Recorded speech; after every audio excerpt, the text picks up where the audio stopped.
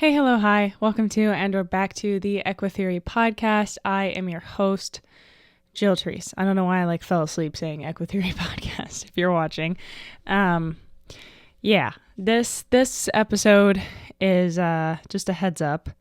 Not going to be a super fun one, but it feels like it's probably going to be better to try and talk about this in a podcast episode rather than write an Instagram caption about it. Because as it is, it's already very hard to to explain how this past weekend went and just how emotionally, physically, mentally exhausting and difficult it all was. But yeah, so if you're not in the mood for a heavier episode today, revisit this one later. But if you want to know what's going on with our Marin Foal situation, then hang out and cozy up and listen to an update that I am really, really sorry to have to deliver. But it is what it is. So without further ado, let's get into it.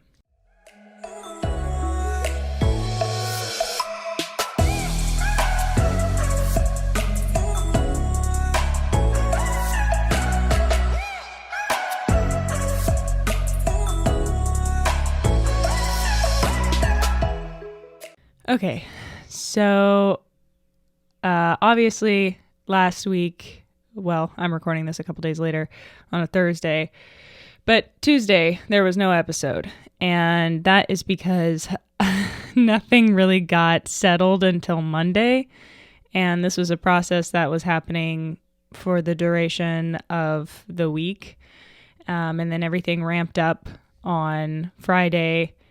And then it didn't stop until after Monday. So, I was just like, I can't do it this week. I can barely put a sentence together as it is. So we're just not going to. But now it's Thursday. So I feel like I can do an episode on this. But yeah, you guys know, I think it was 2 episodes ago, I talked about the difficult decision that we had to make regarding Rory and Reina. And unfortunately, what I was afraid was going to happen happened. And we were all afraid it was going to happen. We hoped. So what happened was, let me back up. Okay, so Reina was rescued from a kill pen in California, where she was bred to produce dancing horses. She and the sire of Rory, our colt, they were both imported, and they do this thing called dancing horses. Probably one of the most unethical things on the face of the earth.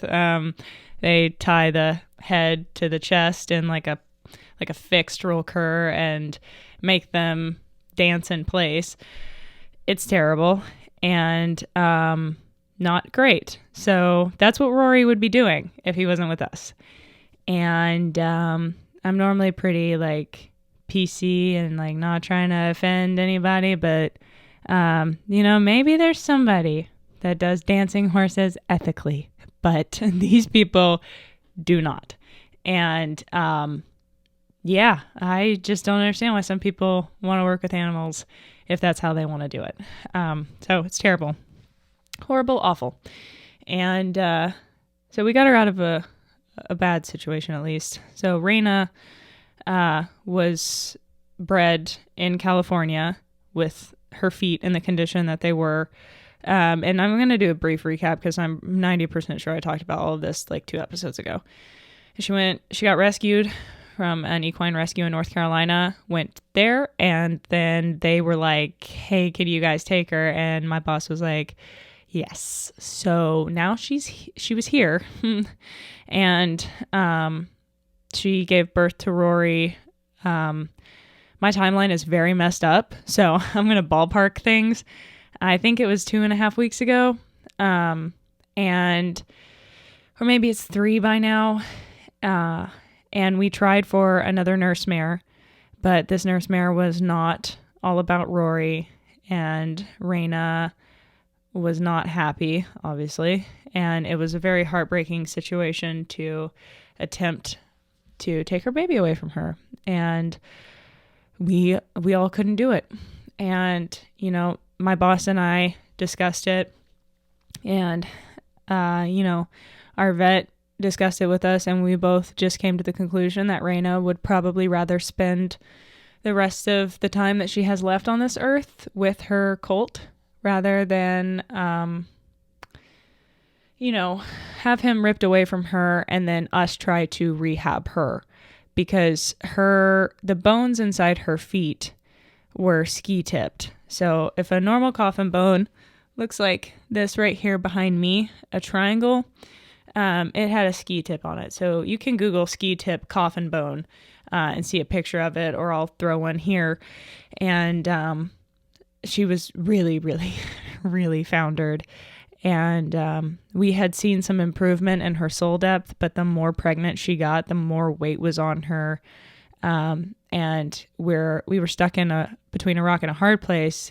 We have to feed this mare to, make a baby, but also she doesn't need a ton of food because she's foundered.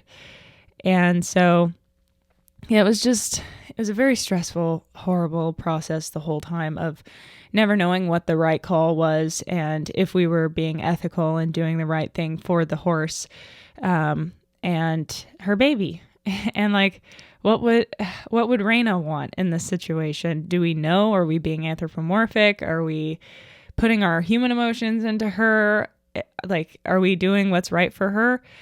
But, at the end of the day, what we attempted to do was prioritize her mental and emotional health over her physical health, which is why we opted to leave Rory with her for as long as we could.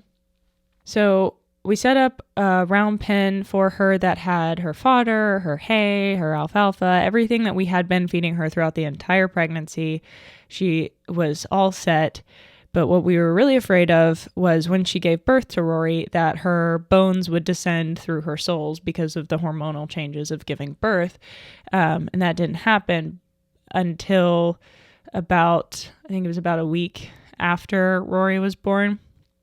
She got her full heat and came into season. And then we went to bring her in one day because there's no shelter in the round pen. I mean, there's a tree, but there's no like a run-in shed.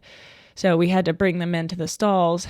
And when we went to do that, Reina could barely move. And we were like, oh shit, this is not good.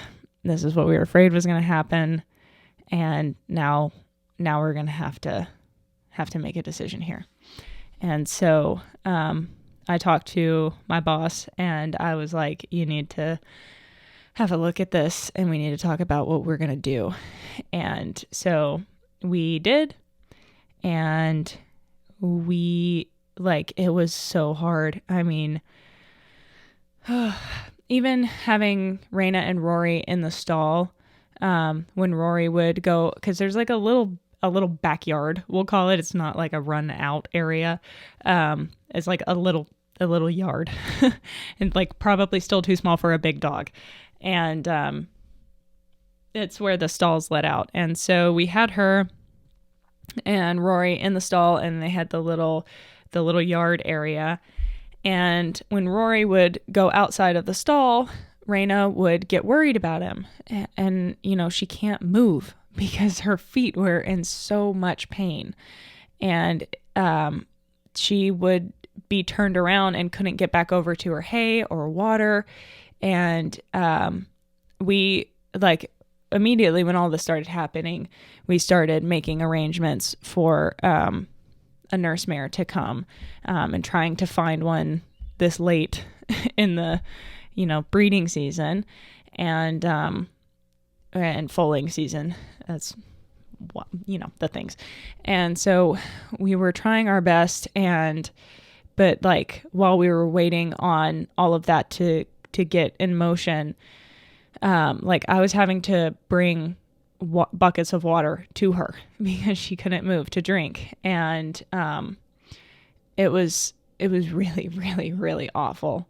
And there's no medicine that you can give a foundered horse to take the pain away. You know, it's like trying to give ibuprofen for a broken leg. And, you know, also she's nursing a colt. So we had to consider that. And so finally, my boss and I just decided like the best thing to do for Reina is to euthanize her humanely and get a nurse mare for Rory. And we did the best that we could for everyone involved. And, you know, I both of us still are like, did we make the wrong call? Should we just have euthanized her from the get-go and not tried to rehab her, or just, you know, I don't know. It's really hard to know what the right call is. And so I've kind of just resolved to be like, it doesn't matter.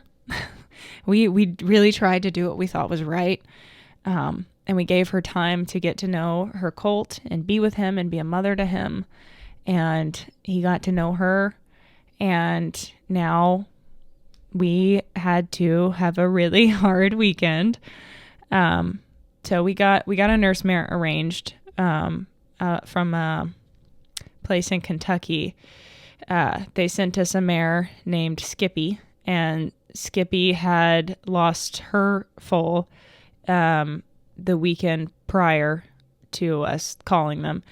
And so she was still like lactating and all of that, and was, you know, they said she's 15 years old, she's super sweet, she's had a bunch of babies, she's been a nurse mare, and we've never had an issue with her. She's super sweet, she wants a baby so bad, she'll be perfect. And we were like, thank God. Okay, because it's hard to find them.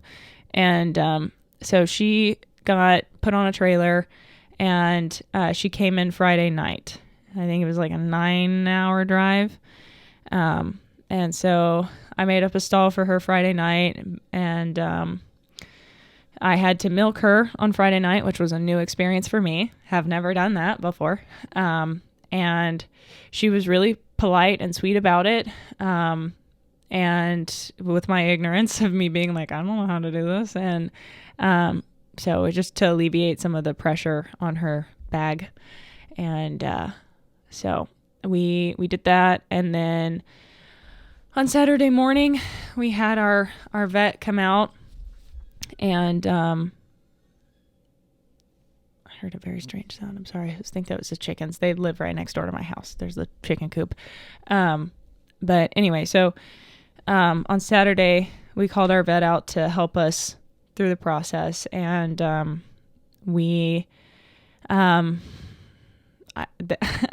don't know how to talk about it. And I feel weird even talking about it. But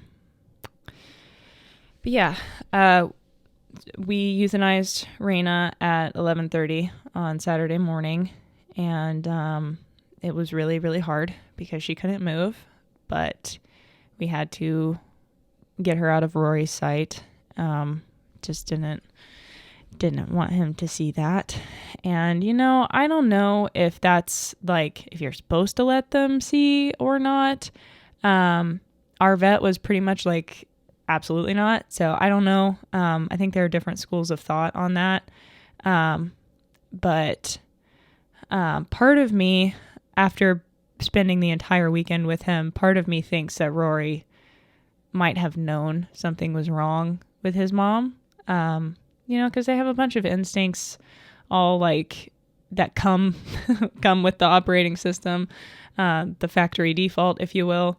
And it's just seemed like he knew that something was wrong, and he panicked, and I did not witness this particular event.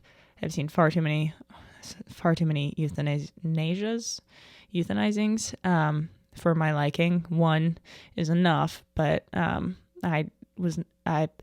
I helped them get her out of the stall, and then I went back to Rory. And as I was trying to keep him from coming over the stall door, he reared up, and I have a nice little bruise. I don't know if you can see that on my hand. He kicked me in the hand with his front hoof. Obviously, I'm not mad at him. That was not a good day. He was not on his best behavior.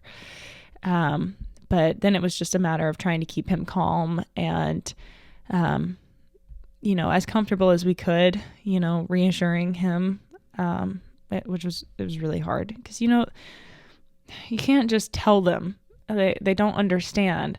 And so even when you know that you're doing the right thing, like, we had to put Reina down, and we just couldn't, tell that to Rory. We just took his mom away from him. I mean, it was awful. But we had Skippy ready to go, and brought her in the stall and started the protocol. They have a whole step-by-step instruction manual that they sent with her with, different medicines and stuff to give her. I think one of them is Ludalice. That makes them sweat a lot. And then you rub their sweat on the foal so that they think it's theirs and they accept them better. And, we couldn't let them touch noses at first. They had to wait until Rory smelled like her and nursed on her. And the whole process was supposed to be over in 20 minutes. And that's not what happened. I think that we couldn't get Reina out of Skippy's view, because Reina couldn't walk.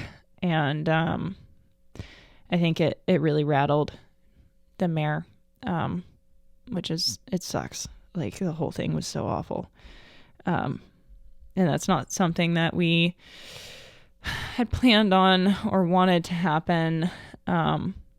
We really, everyone did their best based on what they knew and, what we were trying to do. But yeah, it didn't go well. And Skippy rejected Rory. And so we had to try again. We tried taking him out of the stall and resetting, and tried some sedatives for her. And, at this point we're like, okay, great. Now Rory doesn't have a mom at all. And we're trying to get this mare that does not want him to take him.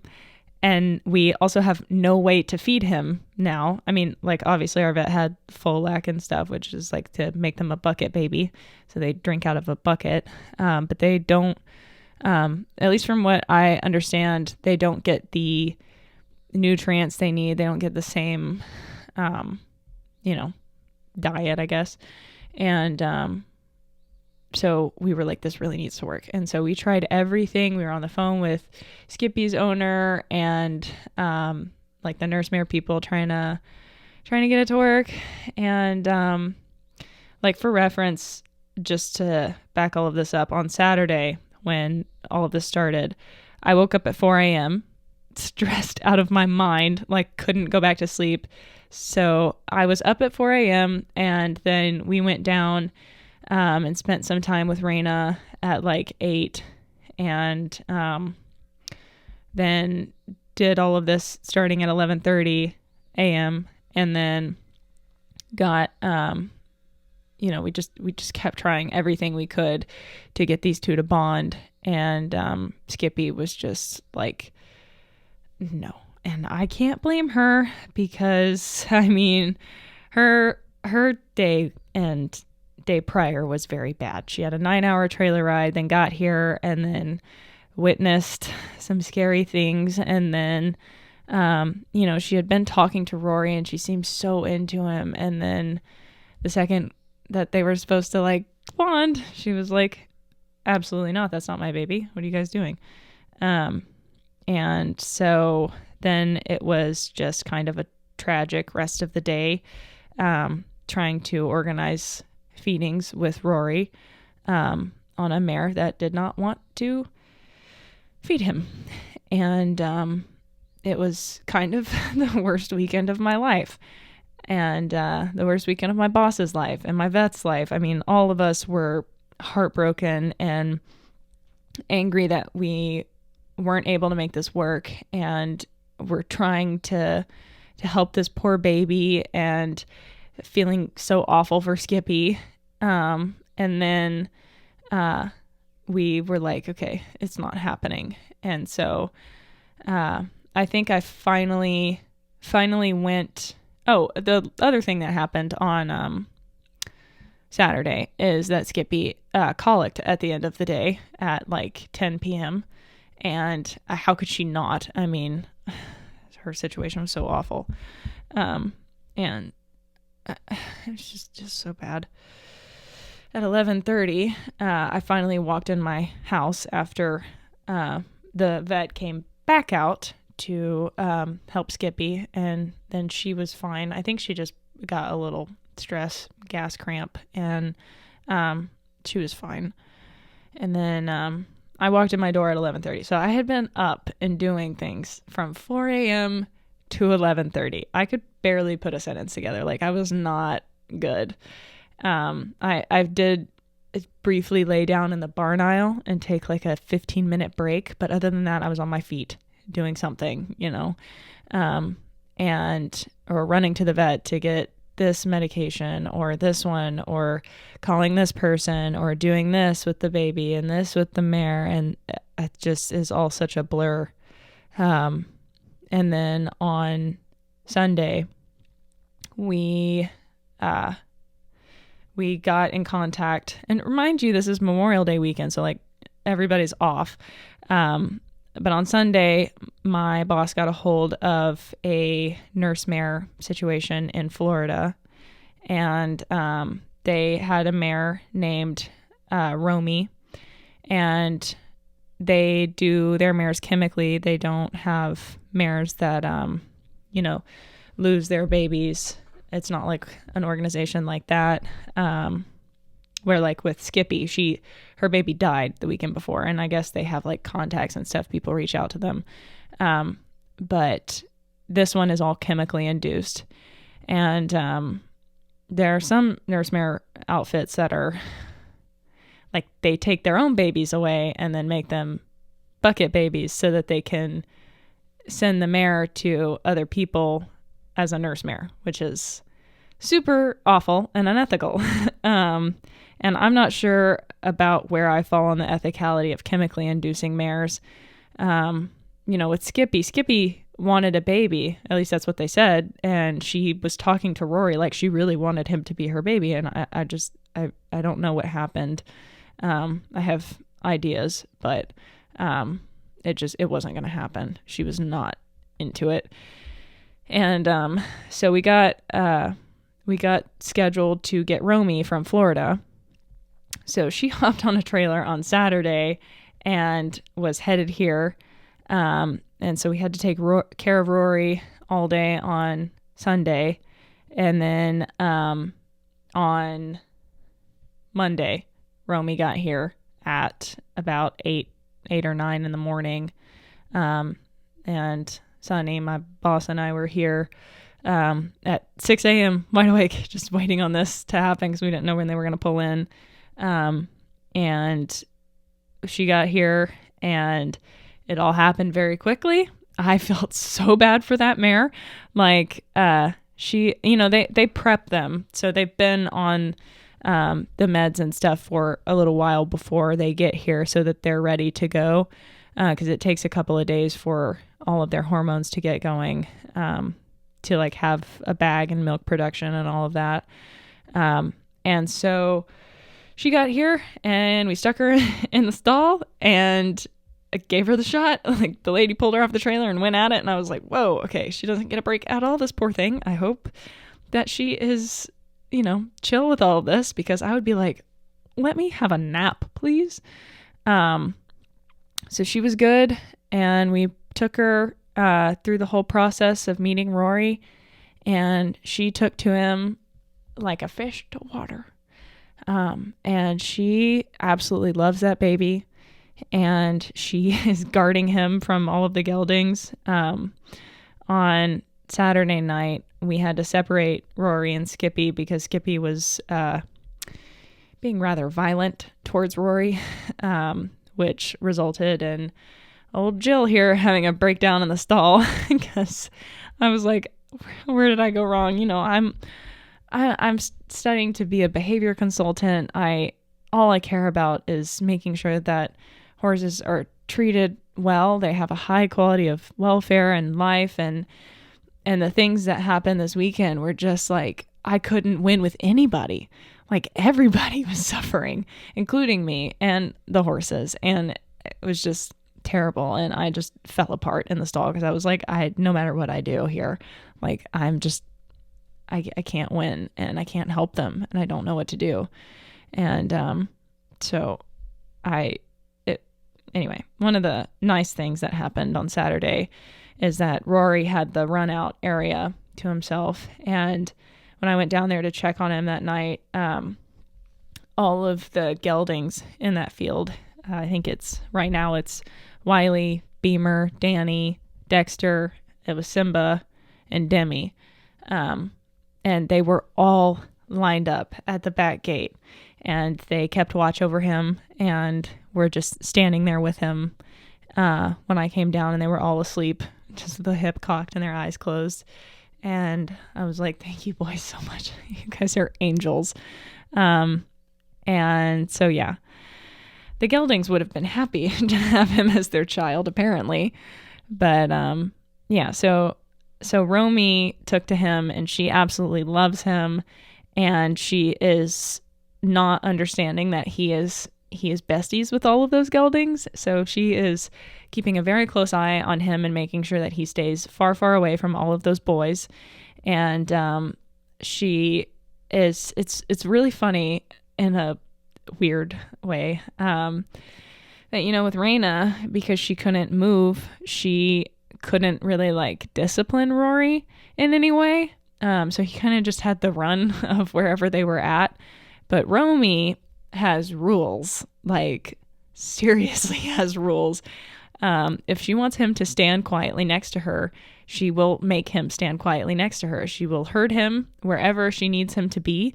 And I watched her back herself diagonally into a corner of the stall and then move him with her nose to the other side of her, so he was between her and the wall and couldn't get out of the stall.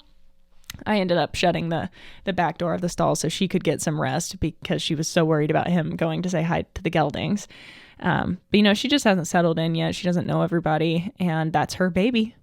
And so, she's a little bit of a drill sergeant. That's what we keep calling her jokingly. But we're just happy that Rory has a mom that loves him. And, it's absolutely heartbreaking and tragic that it can't be Reina. That's all we wanted. And there's just no way to make it happen. Because we did actually take her hoof boots off after she was euthanized, and looked at her feet, and she had been standing like 1 foot in front of the other, like stacked, because she couldn't move. And I guess her left front was worse than the right front. And it was so bad. Like, I have a picture of Rory trying to nurse off of her while she was laying down. And I was standing there, and he was frustrated at her for laying down and was like pawing at her. And I was like, no, stop. And I had to keep his leg off of her. And I was like, just get a better angle, try, but like, don't paw at her. She would be standing if she could. The whole thing was just so hard. And, but we took her hoof boots off because she's been living in easy boot clouds. And, we looked, and her bone had gone through the sole of her foot. So there was no saving Reina. It was over for her. And I'm surprised she held on as long as she did. But on that last day, I fed her lots of alfalfa and treats that she couldn't have. And, just tried to make it a good last day up until those last couple of moments, just because, obviously dragging her out of her stall away from her baby was not fun, but we did trank her. So she was sedated. but it was still very stressful. And I just on Saturday morning was just petting her face and trying to keep myself together because I knew I had a long day ahead. And just petting her and rubbing the eye bugs out of her eyes and telling her that we were going to do our very best to take care of her baby. And that's why it made Saturday and Sunday so hard, because I was like, I made a promise to this mare and I can't take care of her baby because this mare, Skippy, doesn't want him. And it was really, really hard. And I don't blame Skippy at all. I mean, she doesn't know what's going on. It was a bad situation for her too. And like the whole thing was just, it was not fun. But Rory has a mom now and she can move, and she is keeping him in line and very concerned about his safety. And I'm having to give her the shots that they sent with her, and she's been super kind every time. And I have to give her some oral medications. I'm done with one of them, but she still gets electrolytes every day. And shockingly, both mares were thoroughbreds.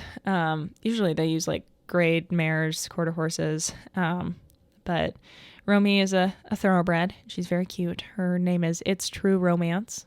She made $13,000 on the racetrack.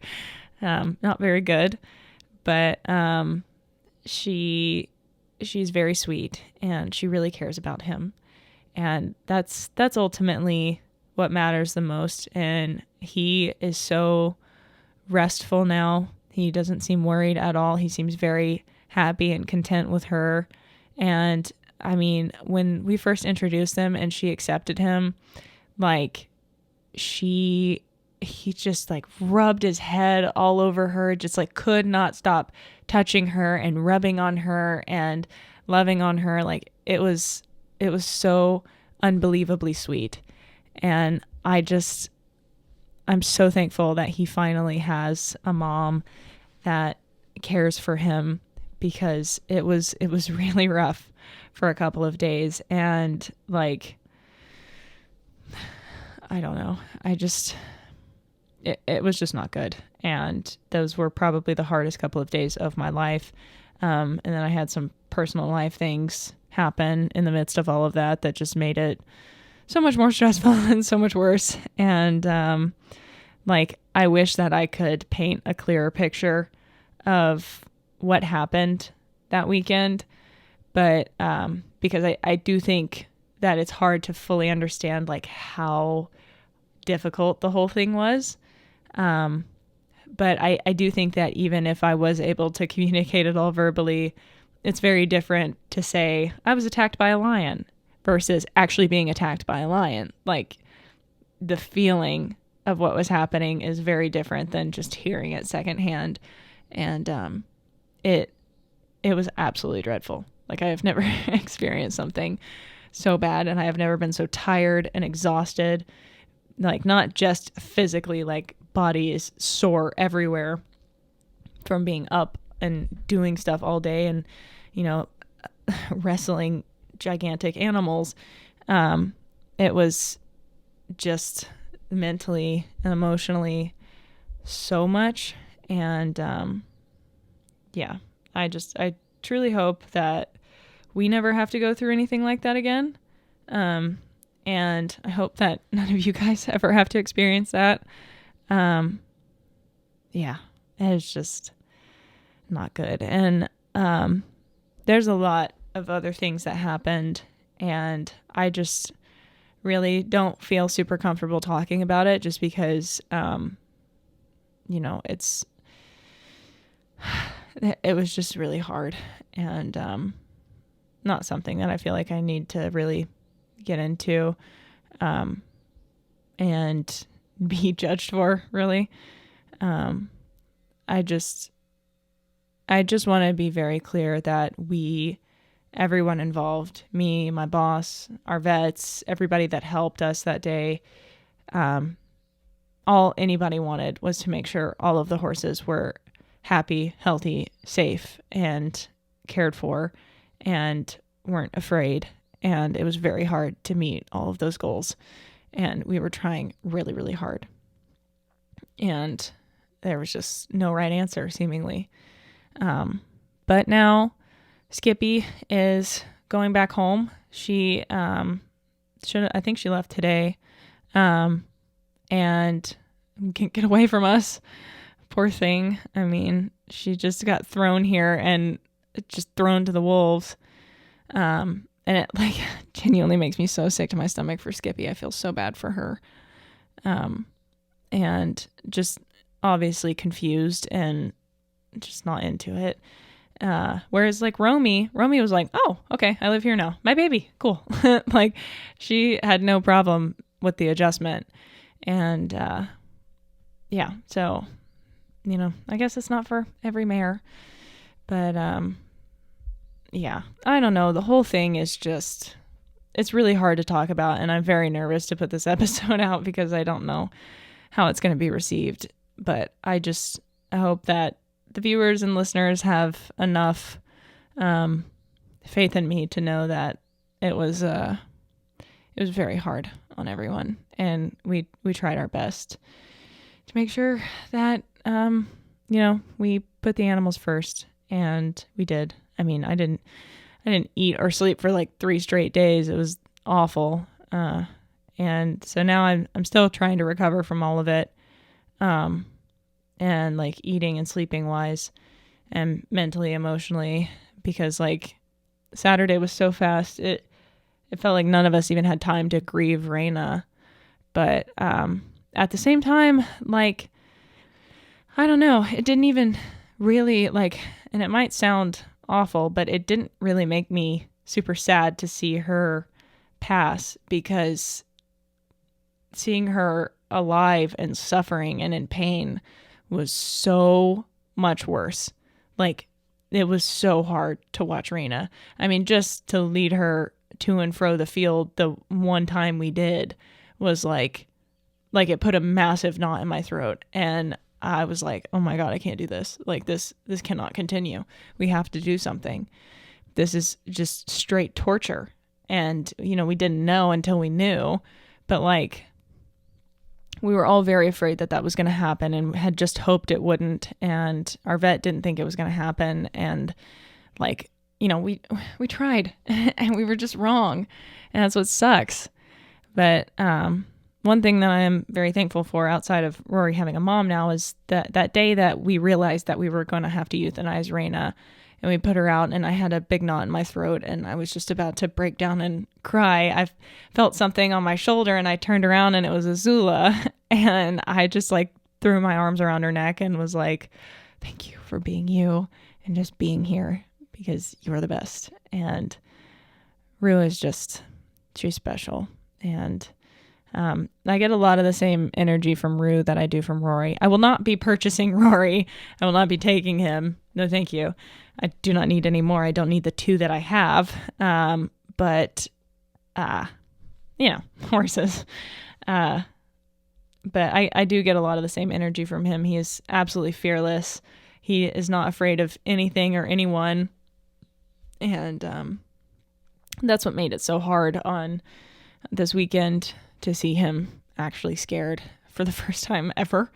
Because he was that baby that got up after being born and was like, who are you? And just walked straight up to you, just absolutely no fear. And so to see him afraid was really, really tragic and hard. But, I'm glad that at least I live here, so I could check on him and be with him. And I spent a lot of time down there with him, and just reassuring him, scratching his favorite itchy spots, and just trying to reassure him, give him some snacks and some toys and play with him. But yeah, I don't know what I said earlier. Like it was strange, because it seemed like, I mean, it's probably just learned helplessness. And like, he was like, okay, well, I guess there's no use calling for her. She's not coming back. But it seemed like when Astro lost Ghosty, Astro did not stop panicking. He was just fully distraught until we got Irish for him. And if you guys don't remember, there's an episode, I think called Losing Ghosty, which was also very hard. But Astra was very big, and Ghosty was a maiden mare, and something ruptured inside of her, and it took a month for that to happen.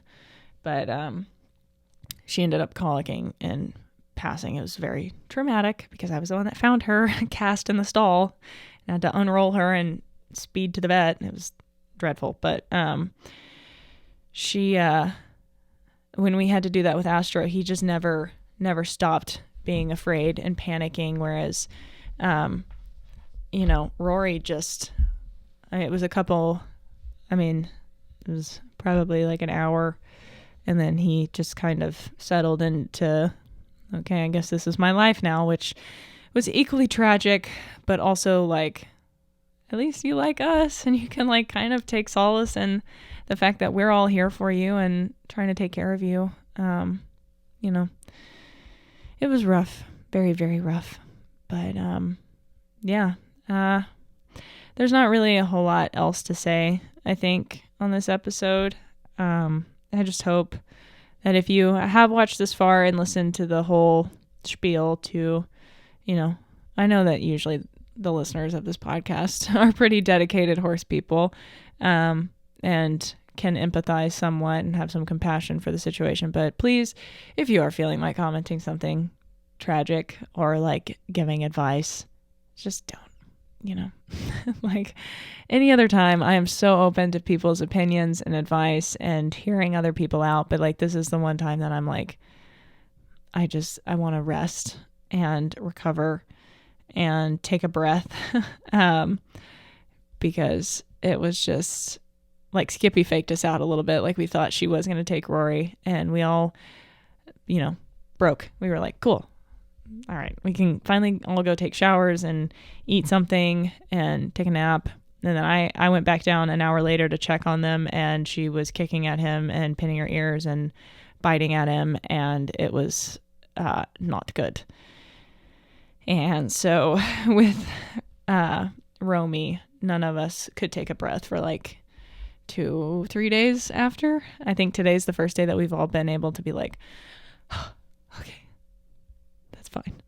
So, like I said, just if you don't mind, just be respectful and compassionate if you can, because it was a lot, and I am nervous to put this out, but I also want to be honest about what happened. I have this weird compulsion to be like probably too honest online. I don't know why I've always been like that. I feel like I have to tell the truth all the time. And as much as I don't want to talk about this, it is what's going on. And I know that there are people that are invested in Rory and in Reina's story and want to know. But yeah, so we were able to save him, and God, he reminds me so much of her. He has her ears, which is a weird thing to say, but Reina had really goofy, floppy, like Eeyore kind of ears. And they swivel and flop really hard. Like they're too heavy for their heads. And Rory's are exactly like that. Like when he was born, I was like, is he a demi-colt? Because his ears just, they gave demi-colt vibes, but it's Reina's ears. And I was like, I recognize those anywhere. And he's not stupid by any means. He does not have any like cognitive issues. He is all about everything all the time. The only thing he lacks is fear. So maybe that counts as one, but I don't know. And his eyes, and seeing Reina in pain for so long, I got very used to her discomfort expression. There's been a lot coming out and going around about the horse grimace scale, HGS, and the science on it. And, not good.